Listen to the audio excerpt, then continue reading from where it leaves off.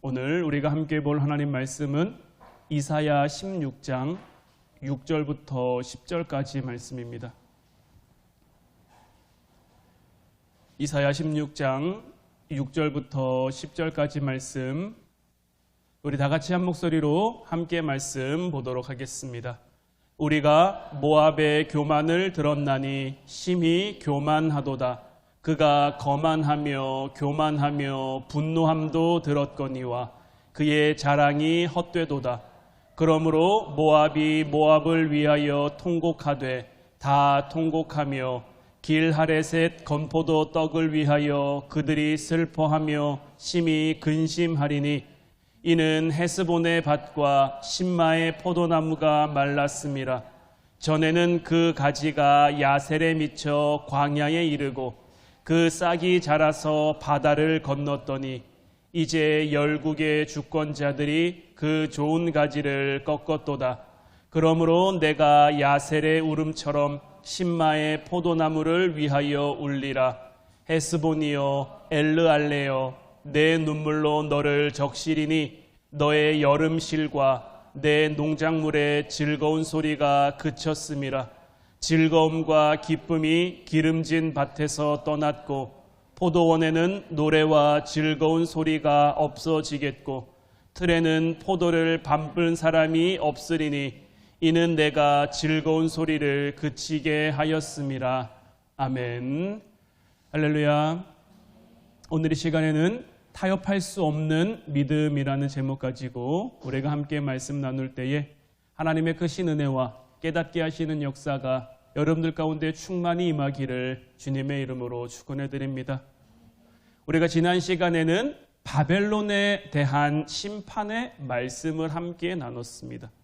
바벨론에 대한 심판은 그가 가진 폭력에 대한 하나님의 심판이었죠.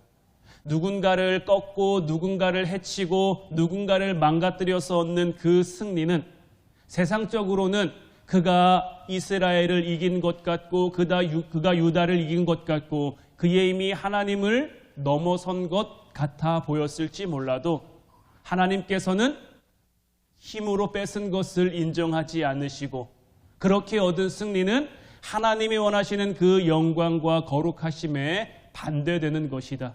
그래서 내 거룩한 산, 내 복된 곳에서는 해암도 없고 상암도 없고 물이 바다를 덮음같이 여호와를 아는 지식이 또한 여호와를 아는 영광이 세계에 충만하게 될 것을 하나님이 말씀하셨죠.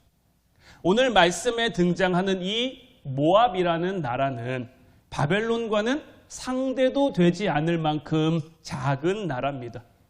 이 모압은 농작물이 굉장히 풍성한 나라였어요. 그런데 하나님께서 그 땅의 그 풍성한 농작물들을 심판의 대상으로 삼아 가시는 거예요. 오늘 본문 말씀을 우리가 다시 한번 보면 우리가 모압의 교만을 들었나니 심히 교만하도다. 그가 거만하며 교만하며 분노함도 들었거니와 그의 자랑이 헛되도다.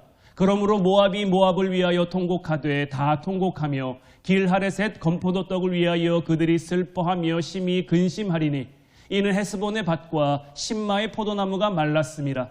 전에는 그 가지가 야셀에 미쳐 광야에 이르고 그 싹이 자라서 바다를 건넜더니 이제 열국의 주권자들이 그 좋은 가지를 꺾었도다.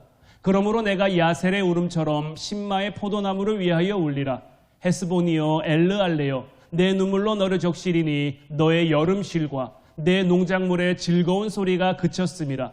즐거움과 기쁨이 기름진 밭에서 떠났고 포도원에는 노래와 즐거운 소리가 없어지겠고 틀에는 포도를 밟을 사람이 없으리니 이는 내가 즐거운 소리를 그치게 하였음이라. 그러니까 모압이 즐겼던 그 만족과 기쁨을 주는 것들이 하나님에 의해서 중요한 심판의 대상이 되고 있는 거죠. 모압이라는 나라의 시작은 어디입니까? 여러분들 모압은 누구로부터 시작됐죠? 모압과 암몬은 룻으로부터 시작이 됐죠. 아브라함의 조카인 롯에게 아브라함을 따라서 이 롯이 떠남으로 인해서 함께 하나님의 축복을 받았는데 함께 하나님의 은혜를 누리게 됐는데 그 은혜를 이 롯은 깨닫지 못한 거예요. 그래서 서로의 재산, 서로의 치는 양들이 많아져서 목자들끼리 부딪히는 거죠. 그래서 아브라함이 롯에게 제안을 합니다. 이제 우리가 함께 할 수 없을 것 같으니 네가 먼저 보고 네가 동편으로 갈지 네가 서편으로 갈지 정해라. 네가 동하면 나는 서할 거고 네가 서하면 나는 동할 거다. 그래서 이 조카 롯이 눈을 들어 땅을 바라보니까 이 동편에 있는 이 요단 동편에 있는 땅들, 소돔과 고모라를 비롯한 그 소알 땅에 있는 그 땅들이 너무 아름답고 너무 기름진 거죠. 그래서 그것을 보고 그곳으로 떠났단 말이에요. 소돔과 고모라가 하나님의 심판에 의해 멸망하게 됐고 롯도 그 뜰과 그 두 딸과 겨우 목숨만 건지게 됐는데 그렇게 시작된 것이 바로 모압이고 암몬이잖아요. 하나님의 은혜로 출발한 그 한 가정이라고 할 수 있는데 물론 그에게 직접 임한 은혜는 아닙니다마는 아브라함이라는 축복의 통을 통해 그도 하나님의 은혜를 경험했습니다. 하나님의 축복을 경험했습니다. 하지만 세상에 주는 기쁨과 세상에 주는 만족을 향해 그는 떠나간 거예요. 하나님의 은혜가 그에게 임했지만 그 은혜를 은혜로 받아들이지 못하니까 그와 같은 어리석은 길로 떠나게 된 것이고 그렇게 시작된 모압이 여전히 자기의 즐거움과 자기의 만족을 위해 살고 있는 거예요. 그들의 기쁨이 되고 그들의 만족이 됐던 포도 열매나 농작물들이나 이제 그런 것들이 그들을 즐겁게 하지 못하게 되는 거죠. 이를 통해 하나님이 보여주시는 것은 무엇이냐? 하나님께서 목적하시고 하나님께서 기뻐하시는 것에 비해 현저히 가치 없는 것들과 타협하며 이 세상을 살아가지 말라는 뜻입니다. 바벨론을 통해 보여준 이 폭력이 하나님의 영광에서 멀리 떨어져 있는 것처럼 우리를 즐겁게 하고 우리를 유익하게 하고 우리를 만족하게 하는 것들이 다 우리의 삶에 가치 있는 것들은 아니다라는 뜻인 것. 그렇다면 힘과 승리가 전부가 아니고 즐겁고 기쁜 것이 전부가 아니라는 이 하나님 심판의 말씀을 드릴 때 우리는 어떤 질문을 품을 수 있어야 될까? 하나님을 향해 어떤 물음표를 가질 수 있어야 할까? 그렇다면 하나님이 요구하시는, 하나님이 제시하시는, 하나님이 인정하시고 하나님이 목적하시는 그 진정한 승리, 진정한 기쁨은 무엇일까? 우리는 오늘 말씀을 보면서 이 이사야서 13장부터 23장까지가 하나님이 열국에 대한 심판들을 나열하시는데 이들을 향한 하나님의 심판을 우리가 볼 때마다 우리는 그렇다면 하나님께서는 무엇을 기뻐하실까? 그렇다면 하나님께서는 무엇을 목적하고 계시는가? 이들의 목적과 이들의 수단은 왜 심판받았을까? 우리는 이 부분에 초점을 맞추고 주목할 수 있어야죠. 마태복음 13장을 보면 씨 뿌리는 비유에 대한 말씀이 나옵니다. 씨 뿌리는 비유 여러분들 다 잘 알고 계시죠? 씨가 뿌려졌는데 덜어는 길가에 뿌려졌고 덜어는 돌짝밭에 떨어졌고 덜어는 가시덤불에 떨어졌어요. 이 길가밭이나 돌짝밭이나 가시덤불에 떨어진 씨는 결실하지 못했죠.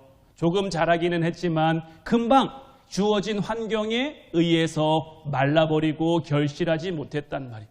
그리고 좋은 땅에 떨어진 것은 결실했는데 얼마큼 결실합니까? 30배나 60배나 100배의 결실을 하는 거죠. 누구나 다 알 수 있을 것 같은 어떻게 보면 굉장히 당연한 비유를 말씀하셨는데 이 비유를 설명하시는 과정에서 이 이사야 선지자가 받은 그 소명에 대한 내용을 말씀하시죠. 마태복음 13장 10절부터 15절까지 말씀을 보면 제자들이 예수께 나와 이르되 어찌하여 그들에게 비유로 말씀하시나이까? 대답하여 이르시되 천국의 비밀을 아는 것이 너희에게는 허락되었으나 그들에게는 아니 되었나니 무릇 있는 자는 받아 넉넉하게 되되 없는 자는 그 있는 것도 빼앗기리라. 그러므로 내가 그들에게 비유로 말하는 것은 그들이 보아도 보지 못하며 들어도 듣지 못하며 깨닫지 못함이니라. 이사야의 예언이 그들에게 이루어졌으니 일렀으되 너희가 듣기는 들어도 깨닫지 못할 것이요 보기는 보아도 알지 못하리라. 이는 이 백성들의 마음이 완악하여져서 그 귀는 듣기에 둔하고 눈은 감았으니 이는 눈으로 보고 귀로 듣고 마음으로 깨달아 돌이켜 내게 고침을 받을까 두려워함이라 하였느니라. 이사야 선지자가 받았던 그 소명의 내용이 무엇입니까? 하나님의 말씀이 이사야 선지자에게 전해졌어요. 그래서 선언한데 무엇입니까? 그들의 귀가 닥치도록 그들의 눈이 감기도록 하라는 그 내용이죠. 저들로 하여금 깨달음거나 알아듣는 일이 없게끔, 그래서 고침을 받지 못하도록 하라는 그 내용인 거죠. 주님께서는 씨 뿌리는 자의 비유를 말씀하시면서 이 비유를 내용면에서 이 이사야 선지자가 받은 소명의 내용과 연결시키고 그것이 이제 성취되었음을 말하고 있어요. 주님은 이렇게 자신의 성육신에 대해서 말씀하고 계시는데 이것을 통해서 우리가 무엇을 깨달아야 하냐면 우리의 정체성은 하나님이 만드시는 겁니다. 우리 존재의 토대가 하나님한테 있는 것처럼 우리의 정체성도 다 하나님께 있는 거예요. 그런데 우리는 자꾸만 우리의 정체성을 우리가 반응하는 것, 우리가 책임져야 하는 것, 우리가 쓸모 있어 여기는 것으로 그 초점을 옮기곤 하는 거예요. 그것이 굉장히 신앙적으로 보일 수도 있고 굉장히 믿음적으로 보일 수도 있어요. 하지만 하나님께서는 우리에게 분명히 말씀하십니다. 하나님은 이런 우리에게 네가 즐거워한다고 해서 그것이 다 가치 있는 일이 아니고 네가 기뻐한다고 해서 그것이 다 복이 아니고 네가 열심히 한다고 해서 네가 그렇게 여긴다고 해서 네가 여기는 것처럼 된 것은 아니다. 오히려 지금은 너를 기쁘게 하는 일들이 나중에는 너를 슬프게 할 수 있고 너를 만족하게 하는 것들이 나중에는 너를 힘들게 할 수도 있다. 예수님께서 씨 뿌리는 자의 비유를 말씀하셨는데 자, 이 말씀을 가만 보세요. 씨 뿌리는 자의 비유 같습니까? 밭의 비유 같습니까? 씨 뿌리는 자의 비유인데 밭이 네 종류가 나옵니다. 우리가 좋은 밭이 되어야 한다. 밭에 대해서 말씀하고 있는 것 같아요. 그런데 예수님은 분명히 말씀하신단 말이에요. 이것은 밭의 비유가 아니라 씨 뿌리는 비유라고. 그러면 왜 씨 뿌리는 비유일까요? 우리가 생각했을 때는 이 예수님의 비유의 말씀이 우리가 옥토가 돼서 30배나 60배나 100배의 결실을 맺는 것, 우리가 그런 삶을 살아가는 것이 우리에게 주어진 의무이고 우리에게 맡겨진 임무이고 우리에게 맡겨진 사명인 것 같은데 왜 예수님께서는 씨 뿌리는 자의 비유라고 말씀하셨느냐? 이 문제가 사실은 좀 간단하지는 않습니다. 고린도전서 3장 4절로 7절 말씀을 보면 어떤 이는 말하되 나는 바울에게라 하고 다른 이는 나는 아볼로에게라 하니 너희가 육의 사람이 아니리요. 그런즉 아볼로는 무엇이며 바울은 무엇이냐? 그들은 주께서 각각 주신 대로 너희로 하여금 믿게 한 사역자들이니라. 나는 심었고 아볼로는 물을 주었으되 오직 하나님께서 자라나게 하셨나니 그런즉 심는 이나 물 주는 이는 아무것도 아니로되 오직 자라게 하시는 이는 하나님이시니라. 생명을 주신 분도 하나님이시고 그 생명이 자라나게 하신 분도 하나님이라는 바울의 고백이죠. 우리가 창조력을 가지고 있는 것이 아니라 생명을 만들고 생명을 키우고 그 생명을 자라나게 하시는 것은 하나님만 하실 수 있다는 거예요. 자, 제가 쉬운 예를 여러분들에게 하나 들어드리겠습니다. 어떤 사진이죠? 꽃밭이죠, 꽃밭. 꽃밭은 뭘까요? 꽃과 밭이 합쳐진 거죠. 그럼 여러분들 꽃이 밭이 되는 겁니까? 아니면 밭이 꽃이 되는 겁니까? 우리는 이 부분을 어떻게 받아들여야 될까요? 꽃과 밭 합쳐서 꽃밭이란 말이에요. 우리는 이 둘을 나눌 수 있습니까? 꽃은 꽃이고 밭은 밭이고.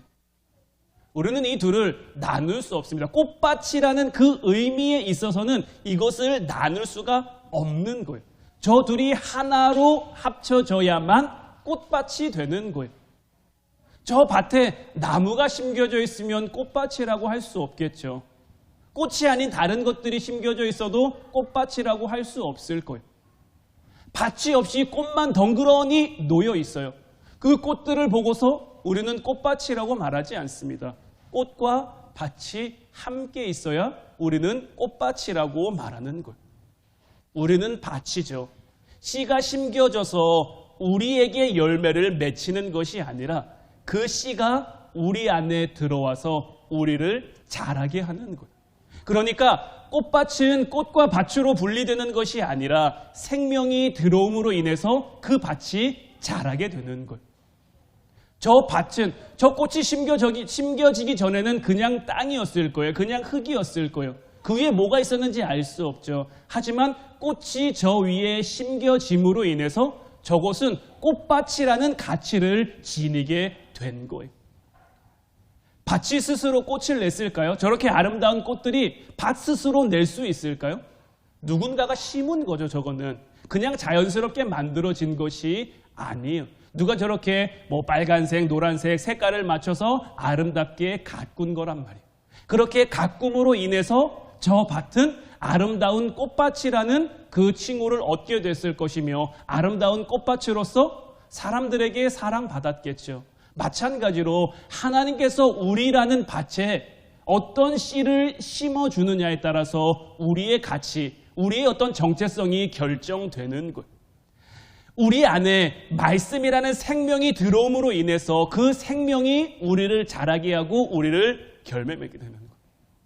마태복음 7장 16절로 18절 말씀을 보면요. 그들의 열매로 그들을 알지니 가시나무에서 포도를 또는 엉겅퀴에서 무화과를 따겠느냐. 이와 같이 좋은 나무마다 아름다운 열매를 맺고 못된 나무가 나쁜 열매를 맺나니 좋은 나무가 나쁜 열매를 맺을 수 없고 못된 나무가 아름다운 열매를 맺을 수 없느니라. 아주 명확한 말씀이죠. 포도가 달려있으면 무슨 나무죠? 포도나무죠. 사과가 달려있으면 사과나무입니다. 사과가 달려있는 나무를 우리는 포도나무라고 부르지 않아요.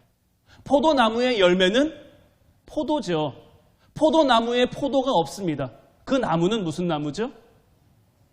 포도가 없으면 포도나무가 아닌 게 됩니까? 포도나무에 포도 열매가 없어도 그 나무는 포도나무입니다.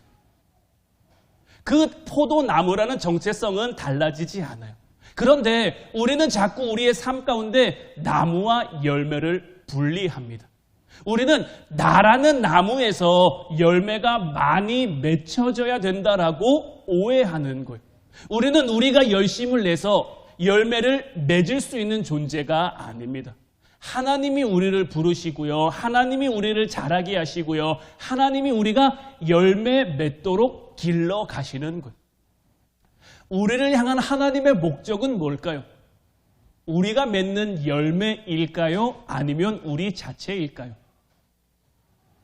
하나님은 우리를 통해서 열매를 얻기를 원하시는 걸까요? 아니면 하나님 안에서 자라고 성장하는 우리를 얻기 원하시는 걸까요? 그런데 때로는 자꾸 우리는 우리가 뭔가를 맺어야 된다라고 생각을 하는 거예요. 뭔가 결실을 해야 된다라고 생각을 하는 거예요. 열매를 맺는 것도요, 하나님이 하시는 거예요. 하나님이 우리라는 나무에서 열매가 맺히도록 하는 거예요. 사람들은 누구에게나 장점도 있고 단점도 있습니다. 사람들은 누구에게나 좋은 면도 있고 나쁜 면도 있습니다. 우리는 하나님이 우리에게 주어주신 그 좋은 면을 개발하고 좋은 면을 향해 살아갈 수 있어야 되는 거예요. 하나님이 그것이 우리에게 주신 달란트죠. 그런데 많은 사람들이 자기의 아쉬움, 자기의 부족함, 자기의 연약함에 초점을 맞추고 살아갈 때가 많아요. 물론 그런 과정들도 필요합니다. 우리가 연단되어지고 성장하고 자라기 위해서는 그러한 과정도 필요합니다만은 전반적인 우리의 삶의 초점은 하나님이 우리에게 주신 그 달란트에 맞춰줘야 되는 거예요. 성경을 보면 달란트의 비유 이야기가 나옵니다. 5달란트 받은 사람, 2달란트 받은 사람, 1달란트 받은 사람. 1달란트 받은 사람은 아무것도 못합니다. 왜 1달란트 받은 사람은 아무것도 못할까요? 상대적으로 자기가 조금 받았거든요. 사실 그 시대에 1달란트가 가진 가치는 굉장히 큰 겁니다. 그런데 다른 사람은 5달란트를 받았어요. 다른 사람들은 2달란트를 받았어요. 그런데 나는 얼만큼 받은 거예요? 1달란트만 받은 거예요. 상대적으로 다른 사람들을 비해 적은 거예요. 다른 사람들은 5개나 있으니 뭘 해도 될 수 있을 것 같은데 다른 사람들은 그래도 2개는 있으니까 뭘 해도 할 수 있을 것 같은데 나는 하나밖에 없으니 내가 이 하나 가지고 뭘 할 수 있을까? 그런데 주인이 그들에게 맡기신 그 의미를 우리는 알 수 있어야 되는 거예요. 주인은 그들에게 그것을 맡김으로 인해서 5달란트 받은 사람이 받아온 그 5달란트의 목적을 둔 걸까요? 아니면 주인이 맡겨둔 것을 성실히 관리하는 그 사람을 바란 걸까요? 주인이 바란 것은 물론 5달란트로 5달란트를 더 남긴 것, 이것도 귀한 열매입니다. 값진 거긴 하지만 그것보다는 그 5달란트 받은 사람이 그 5달란트를 더 남기기 위해 열심히 하고 성실히 그 삶을 살아간 것, 이게 더 귀한 거예요. 그런데 1달란트 받은 사람은 그게 없는 거예요. 그저 땅에 묻어둔 거예요. 핑계는 그럴싸하죠. 내가 주인의 것을 잃을까 봐, 내가 주인의 것을 손해볼까 봐 나는 이것을 땅에 묻어두고 아무것도 하지 않았습니다. 핑계는 그럴듯해 보일지 몰라도 그는 주인의 것에 관심이 없는 거예요. 그저 그는 자기의 삶만 살아가고 싶은 거죠. 예수님 씨 뿌리는 그 비유처럼 씨와 밭을 분리할 수 있습니까? 없습니까? 씨와 밭은 분리될 수 없는 그러한 관계인데 우리가 잘못 받아들이고 잘못 오해하면 이것이 결국 분리되고 마는 것. 그래서 이 비유가 밭의 비유가 아니라 씨 뿌리는 비유인 거예요. 왜냐하면 그 씨가 우리 안에 들어와야만 우리가 자랄 수 있기 때문이에요. 그 씨가 우리 안에 들어와야만 우리가 성장하고 우리가 열매 맺을 수 있기 때문인 거예요. 우리가 어떤 밭이냐도 굉장히 중요하지만 그것보다 더 중요한 것은 어떤 씨를 우리가 품고 살아가느냐 하는 것. 에베소서 1장 3절로 6절 말씀을 보면 찬송하리로다 하나님 곧 우리 주 예수 그리스도의 아버지께서 그리스도 안에서 하늘에 속한 모든 신령한 복을 우리에게 주시되 곧 창세전에 그리스도 안에서 우리를 택하사 우리로 사랑 안에서 그 앞에 거룩하고 흠이 없게 하시려고 그 기쁘신 뜻대로 우리를 예정하사 예수 그리스도로 말미암아 자기의 아들들이 되게 하셨으니 이는 그가 사랑하시는 자 안에서 우리에게 거저 주시는 바 그의 은혜의 영광을 찬송하게 하려는 것이라. 자, 여러분들 구원은 뭘까요? 구원은 뭡니까? 구원은 우리가 하나님의 은혜를 깨달아 하나님을 찬양하는 겁니다. 하나님의 영광을 알아가는 겁니다. 하나님이 이렇게 굉장한 분이시고 하나님은 찬송받으셔야 마땅한 분이다. 이것을 우리가 깨달아가는 것, 이것을 알아가는 것, 이것이 구원입니다. 그렇다면 우리 성도가 가지는 그 성도로서의 최고의 가치, 최고의 감격은 뭘까요? 우리를 구원하신 그 하나님을 알아가는 거죠. 하나님 당신의 영광과 기쁨으로 나를 만드셨고 나를 이 땅에 보내셨고 내가 하나님의 기쁨이자 하나님의 목적으로 이 땅을 살아가기를 바라신다라는 것, 그것을 우리가 알아가는 것이 우리가 성도로서 가지는 최고의 가치인 것. 그래서 우리의 삶을 살아가는 동안 하나님을 알아가면 알아갈수록 우와, 우리 하나님 대단하시다. 우리 하나님 놀라우시다. 우리 하나님 정말 전지전능하고 무소불위하고 모든 것 위에 뛰어나신 분이구나. 참 우리가 예배해야 하고 나아가야 할 그러한 대상이구나. 이것을 알아가는 것, 이것이 우리 성도들이 가지는 그 정체성의 본질인 거예요. 그런데 우리는 우리의 삶에서, 우리의 어떤 삶의 현장들 속에서 때로는 부족하고 때로는 연약하기 때문에 하나님이 얼마나 큰 분인지를 잃어버리고 살 때가 많아요. 망각하고 살 때가 많은 거죠. 우리 주님께서 분명히 말씀하셨죠. 내일 일은 내일 염려하라. 여러분들 걱정합니까? 안 합니까? 저도 걱정합니다. 네. 주님께서는 분명히 내일 일은 내일 걱정하라 그랬는데 아직 오지도 않은 내일, 뭐 한 몇 년 후, 제 동생이 지금 한국에 들어와 있어서 얼마 전에 아들들 군대 얘기를 한 적이 있어요. 아론이는 이중 국적이 될 수도 있다라고 하더라고요. 네. 그럼 나는 요엘이를 어떻게 해야 되지? 우리 요엘이 아직 학교도 안 갔는데 뭐 이걸 뭐 걱정이라고 말할 수는 없습니다만은 자꾸 우리는 앞일이 어떻게 될지 모르니까 불안하니까 이런 생각들을 안 하고 살 수 없단 말이에요. 그러다 보니까 우리 하나님이 얼마나 큰 분인지, 우리 하나님이 얼마나 대단한 분인지 우리의 삶의 자리에서 자꾸 잃어버리고 망각하는 것. 구원의 감격이 뭔지 머리로 알긴 알겠는데 내 삶으로 직접 그것을 체험하거나 이해하거나 이런 부분이 잘 안 되는 것. 그래서 예수님이 이 땅에 오신 겁니다. 예수님이 우리에게 증거가 되어주시는 것. 우리를 향해 우리에게 가시는 그 하나님의 목적이 얼마나 굉장한 것인지를 예수님의 십자가를 통해 우리가 깨달을 수 있도록 우리의 삶을 이끌어 가시는 거죠. 예수님의 말씀하신 이 씨 뿌리는 자 비유 역시 마찬가지인 거예요. 이것은 이사야 선지자의 예언이 성취된 거죠. 너희의 눈이 감기게 하고 너희의 귀를 막아 너희로 내게 돌아와 고침을 받지 못하게 하는 그 일이 성취된 거예요. 어떻게 성취된 겁니까?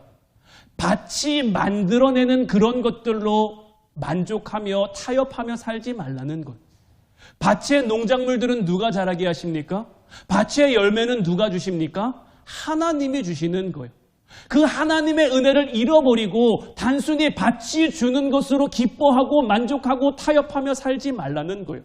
여름 실과와 그 기름진 것으로 만족하려는 그 마음과 타협하지 말라는 거예요. 우리를 향한 하나님의 목적은 겨우 그 정도가 아니다라고 우리 하나님께서는 분명히 말씀하시는 거예요. 하나님의 능력, 하나님의 거룩하심, 그 하나님의 복되심으로 우리를 만들고 우리를 완성하시겠다는 그것이 하나님이 가지시고 우리에게 요구되는 목적인 거예요. 남유다는 망합니다. 남유다는 망하지만 그 망한 것으로 끝이 아니라 하나님께서 그를 새롭게 만들어 가실 거예요. 새롭게 회복해 가실 거예요. 다른 열방 나라들이 가지고 있는 그들의 심판과 그들의 멸망과 될 것이 아닌 거예요. 하나님께서는 그들을 통해서 이스라엘의 교훈으로 삼으시는 거예요. 오늘날 우리를 향한 하나님을 향한 깨달음으로 살아가시는 거예요. 그런데 우리 그리스도인이라고 불리는 사람들이, 우리 믿음의 사람이라고 불리는 사람들이 자꾸 이 시대 가운데 잡아야 될 것을 잡지 못하고 잡아야 할 것을 놓치며 살아가는 모습들을 보이는 거예요. 교회 역사 그 시대 속에 어느 시대나 그랬듯이 우리 기독교 신앙들이 가지는 독특한 특징이 있어요. 예수님 시대에는 어떤 특징들을 가지고 있었습니까?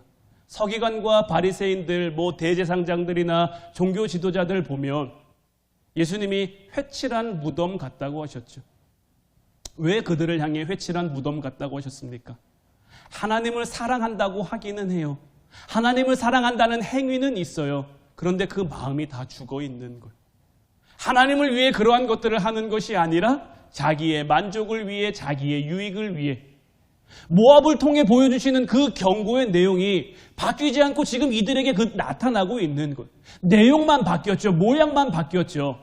모압은 포도나무 열매와 그 농작물, 기름진 농작물들로 인해서 그들이 만족하며 기뻐하며 살았는데, 그것이 전부인 것처럼 기뻐하며 살았는데, 지금 예수님 시대에 이 이스라엘 백성들을 뭘 만족하며 삽니까? 내가 제일 잘 믿어. 내가 제일 하나님을 사랑해. 내가 하나님 앞에 제일 온전한 사람이야. 하나님이 인정해주지 않았는데 스스로 만족하고 스스로 인정하며 살아가는 그것에 만족하며 있는 거죠. 그러면 오늘날 이 시대의 교회들이, 이 시대의 그리스도인들이 가지는 특징은 뭘까요? 우리는 손가락질 받지 않기를 바라고요. 남에게 아쉬운 소리 하지 않기를 바라고요. 우리의 자존심 무너지는 일 없었으면 하고요. 고생 없이 좀 편안하게 살 수 있기를 바라요. 물론 이것이 틀린 거 아니고 잘못된 거 아닙니다. 이런 삶을 추구하고 이런 삶을 살아가도 됩니다. 다만 하나님이 우리를 부르시는 그 자리에 우리가 나아가지 않고 그냥 지금 내가 있는 곳, 주님 나는 여기가 좋사오니 나를 이리도 보내지 말고 저리도 보내지 말고 그냥 여기서 내 거 가지고 살게 하옵소서, 이렇게 주저앉겠다고 하는 그러한 삶의 모습들이 하나님 심판의 대상이 될 수 있다는 거죠. 그럴 바에는 하나님이 우리를 만드신 이유가 없는 거예요. 그럴 바에는 하나님께서 우리를 이 땅에 보내신 목적이 아무 의미가 없는 거예요. 하나님이 우리를 향해 가지신 그 목적은 지금 에베소서 1장 6절 말씀에도 나와 있지만 그가 사랑하시는 자 안에서 우리에게 거저 주시는 바 그의 은혜의 영광을 찬송하게 하려는 것이라. 하나님께서는 우리로 하여금 그의 은혜의 영광을 찬송하는 삶을 살기를 바라시는 거예요. 우리 하나님 이렇게 대단한 분이라고, 우리 하나님 이렇게 엄청난 분이라고. 때로는 내 삶이 어려워요. 때로는 내 삶이 힘들어요. 그래도 하나님의 은혜는 여전히 하나님의 은혜이고 우리 하나님은 여전히 하나님이라고. 내 지금 이 힘든 자리에서도 나는 얼마든지 은혜를 발견할 수 있고 내 어려운 상황 속에서도 나는 하나님의 얼마든지 그 사랑하심과 축복하심을 발견할 수 있노라고 그것을 찬양하며 그것을 선포하며 그것을 예배하며 살아가는 것을 우리 하나님께서 우리에게 목적하신단 말이에요. 지난주에도 봤던 말씀이죠. 이사야 42장 8절 말씀 보면 나는 여호와이니 이는 내 이름이라 나는 내 영광을 다른 자에게 내 찬송을 우상에게 주지 아니하리라. 바벨론의 폭력을 향해서도 그리고 오늘 우리가 본 이 모압의 만족과 모압의 유익과 모압의 즐거움을 향해서도 하나님께서는 결코 타협하지 않으실 것. 하나님은 우리를 하나님의 영광 가운데 두시기로 작정하신 줄로 믿습니다. 하나님께서는 여러분들 한 사람 한 사람을 하나님의 목적으로 하나님의 뜻으로 하나님의 계획으로 살아가게 하실 줄로 믿습니다. 그때까지 그것이 이루어질 때까지 어쩌면 하나님은 우리를 흔드실지도 모릅니다. 하지만 그 삶의 자리에서 그 삶의 현장에서 하나님의 선하심과 하나님의 의로우심, 그 하나님의 진실하심과 하나님의 약속하신 그 모든 말씀들이 성취되는 것을 우리로 하여금 확인하게 하실 것. 우리의 믿음은 그 무엇과도 타협할 수 있는 것이 아닙니다. 지금 저와 여러분들은 그 과정 가운데 놓여 있는 것. 이 과정은 아무 의미 없이 지나가는 시간도 아니고요. 그저 그렇게 소비되는 시간도 아닙니다. 하나님께서 우리를 만들어 가시는 그 시간, 하나님이 일하시는 그 결과물들이 켜켜이 쌓여가는 그러한 시간들인 것. 지금 우리가 어떤 밭의 모습일지는 제 밭은 제가 알고 여러분들의 밭은 여러분들이 알겠죠. 아직은 우리가 길가밭처럼, 아직은 우리가 돌짝밭처럼, 아직은 우리가 가시, 덤불, 밭처럼 그러한 모습으로 하나님 앞에 서 있을 수도 있어요. 하지만 그럼에도 불구하고 우리가 하나님의 신실하심과 하나님의 선하심, 하나님의 역사하실 것을 믿고 기대하고 나아가며 아직은 내가 잘 몰라도 괜찮아요. 지금까지 우리가 몰랐어도 하나님은 역사하셨어요.